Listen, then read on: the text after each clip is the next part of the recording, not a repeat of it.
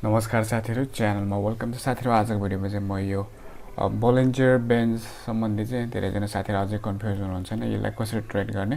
र आजको भिडियोमा चाहिँ म तपाईलाई एउटा सिक्रेट शेयर गर्न चाहन्छु जुन चाहिँ तपाईले याद गर्नुभयो भने एकदम फाइदा छ। यो चाहिँ तपाईले पछि सिकेपछि युज गर्न होला। र मैले चाहिँ अहिले यो भिडियोमा चाहिँ यसको चाहिँ स्लिप एउटा स्ट्र्याटेजीलाई चाहिँ फलो गर्न भन्छु हैन।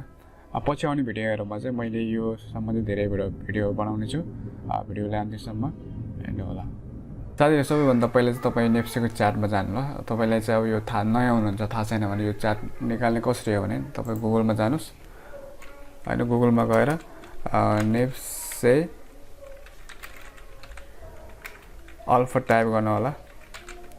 नेप्से अल्फा टाइप गर्नुस्। नेप्से अल्फा चार्ट भनेर टाइप गर्दा नि हुन्छ। त्यसपछि चाहिँ तपाईको यो सुरुको उयो लाइन आउँछ के रे वेबसाइट आउँछ, त्यसमा क्लिक गर्नुस्। क्लिक गरिसकेपछि तपाईले यस्तो देख्न सक्नुहुन्छ। त्यसपछि तपाईले यसमा चाहिँ इन्डिकेटर लगाउनुस्। यहाँ जानुस् इन्डिकेटर भन्नेमा। त्यसपछि बोलिन्जर ब्यान्ड टाइप गर्नु होला। तपाई बिओ थिच्नेबित्तिकै तल आइहाल्छ। तपाई नयाँ हुनुहुन्छ भने चाहिँ तपाईँ यो चाहिँ हामीले नेप्सी अल्फाबाट फ्रीमा चार्ट लिएको हो। हामीले यसको बारेमा अझै धेरै भिडियो बनाउने छौँ।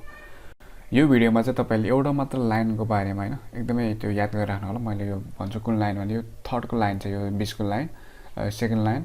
तपाईले चाहिँ तीनवटा लाइन देख्न सक्नुहुन्छ। यहाँ चाहिँ माथिको, 20 को, त्यसपछि लास्टको लाइन हैन। यसलाई चाहिँ हामीले यो लाइनलाई चाहिँ अलि ठुलो बनाउन सकिन्छ यो नदेखिने भएकोले। जस्तो यहाँ यो के रे यस्तो सेटिङमा चेन्ज नगर्नु होला। यो चाहिँ सिम्पल मुभिङ एभरेजको यो 20 दिनको लागि हामीले हेर्ने हो। यसमा चाहिँ त्यस्तो यो जुन रातो लाइन छ 20 को, यसलाई चाहिँ हामी ठुलो बनाउन सक्छौं।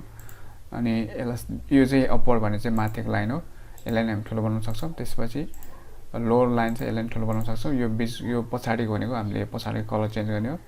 तपाईले चाहिँ यो कहाँबाट ल्याउनु भन्दाखेरि यो नेप्सी वेबसाइटमा जानुस्। त्यसपछि इन्डिकेटरमा गएर बोलिङ्गर ब्यान्डमा जानु होला।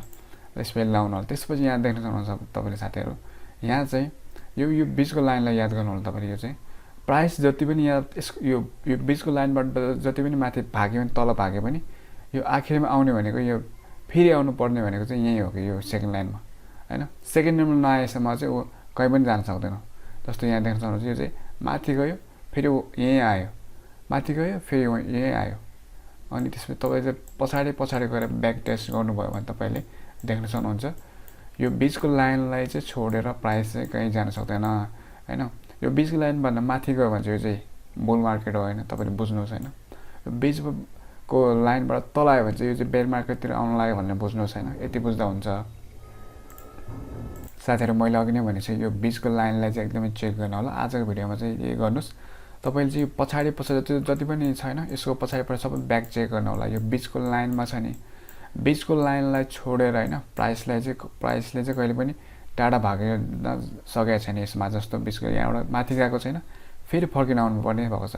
तल आएको जति पनि तल आए पनि फेरि चाहिँ उ चाहिँ 20 को लाइनलाई छोडेर कि त माथि जान्छ कि त तलै आउँछ। अनि यहाँ देख्न सक्नुहुन्छ। तपाईले यति बुझिसकेपछि अब यो 20 को लाइनलाई छोडेर जान नसक्नु भनेको कारण के हो भन्दा कसरी हामीले ट्रेड गर्न सक्छौं भन्दाखेरि जस्तो यो 20 को लाइनलाई माथि छोडेर माथि गइसक्यो, हामीलाई के बुझ्नु पर्यो भने यो चाहिँ कि त मान्छेले यो ओभरसोल्ड भइसक्यो हैन। तल यो चाहिँ 20 को लाइन छोडेर माथि तल आयो भने चाहिँ यो बुल के रे बेयर मार्केटमा गइसकेको छ अलरेडी। हामीले चाहिँ पर्खिनु पर्ने हुन्छ यहाँ 20 लाइन आउनलाई। यो 20 को लाइन छोडेर माथि गए पनि तपाईले चाहिँ पहिले इन्टर नगर्ने के रे प्राइस जुन हामीले शेयर किन्दाखेरि इन्टर नगर्ने, शेयर नकिन्ने हैन। यसलाई पक्रिनु जबसम्म यो यसको लाइनको छेउतिर आउँछ त्यतिखेर मात्रै हामीले किन्ने। यहाँ देख्न सक्नुहुन्छ जब यसले चाहिँ 20 को लाइन छोडेर माथि गयो हैन, एकदम माथि आयो, यहाँ हेर्न सक्नुहुन्छ। छोडेर गइसकेपछि अनि उ फेरि फर्केर फेरि 20 को लाइनमै आउँछ। हामीले के गर्ने भन्दाखेरि जब जस्तो यो तपाईले चाहिँ अब यहीँको भनौँ न, हामीले यसले चाहिँ 20 को लाइन छोडेर गइसकेको छ माथि हैन, यतिखेर चाहिँ हामीले नकिन्ने। यसलाई चाहिँ फेरि पर्खिने। यो चाहिँ 20 को लाइनसम्म जबसम्म आउँदैन त्यतिखेरसम्म पर्खिने हैन। अनि त्यसपछि मात्रै किन्ने हो। तपाईले अहिले यहाँ इन्टर गर्नुभयो भने तपाईले चाहिँ फेरि पैसा फस्न सक्नुहुन्छ। जस्तो यहाँ देख्नु होला, यहाँ चाहिँ माथि गए जब यतिखेर चाहिँ हामीले इन्टर गरेको भए हामीले यहाँ चाहिँ एक्जिट गर्न सक्थ्यो हैन। अब फेरि चाहिँ अब यहाँ चाहिँ किन्ने हैन, यहाँ पर्खिने।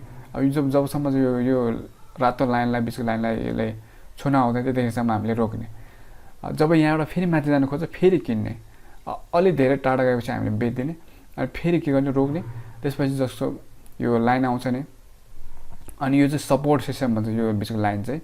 यदि यसले चाहिँ ब्रेकआउट गरेर तल आयो भने चाहिँ हामीले पर्खिने होइन, यो चाहिँ तल जान सक्छ भने। यदि चाहिँ यसले चाहिँ यहीँबाट आएर जस्तो यहाँ यसरी सपोर्ट लिएर माथि जाने भने फेरि किन्ने, अलिक टाढा गएपछि फेरि भेट्ने जस्तो यहाँ देख्न सक्नुहुन्छ।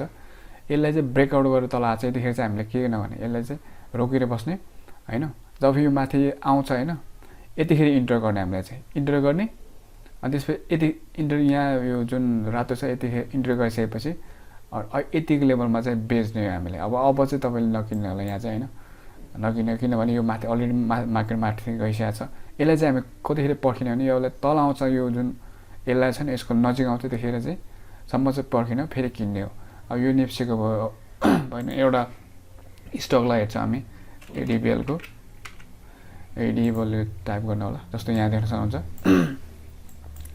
एडिबिएलको तपाईँ किन्न सक्नुहुन्छ होइन। तर अहिले चाहिँ यो के अरे एडिबिएलको जुन यो बोलिङ्गर त्यो हाम्रो ब्यान्ड छ, यसले चाहिँ प्राइस चाहिँ माथि गइसकेको छ, यसलाई चाहिँ पर्खिनु पर्ने भन्ने हामीले बुझिसकेको छ आजको थ्योरीबाट चाहिँ होइन। यो माथि गइसकेको छ, यसमा नकिन्नु होला, किनभने आज कति तारिक हो, 22 तारिक हो, नकिन्ने होला, किनभने तपाईँ फस्नु सक्नुहुन्छ। अब यसलाई चाहिँ नजिक आउँदाखेरि पर्खिनु होला यसको लागि चाहिँ।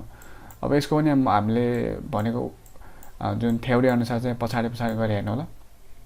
जब यो माथि गयो होइन, अनि फेरि यो जुन यो बिचको लाइनबाट टाढा चाहिँ कहिले पनि भाग्न सक्दैन, यो सक्दैन, किनभने बोलिङ्गर ब्यान्डबाट चाहिँ जति जति टाढा भाग्नु खोज्छ फेरि यसलाई नजिक ताने, जस्तो रबर तानेर खिचे जस्तै। जति तानेर पनि लास्टमा आउने खुम्चेर आउने भनेको त्यो रातैको बिचमा हो होइन। अनि यहाँसम्म आयो, फेरि माथि गयो, फेरि आयो भन्ने मतलब यो जति टाढा गयो पनि यो बिचको लाइनमा चाहिँ फेरि फर्किन आउनुपर्छ। हामीले चाहिँ इन्टर गर्ने भनेको चाहिँ जब यो माथि फरकिलो ठाउँमा गइसकेको छ यतिखेर नकिने, हामी यतिखेर फस्न सक्छौँ। जब चाहिँ नजिक आउँछ फेरि किन्ने, जब यो फेरि फर्केर माथि जान्छ फेरि बेचिदिने होइन।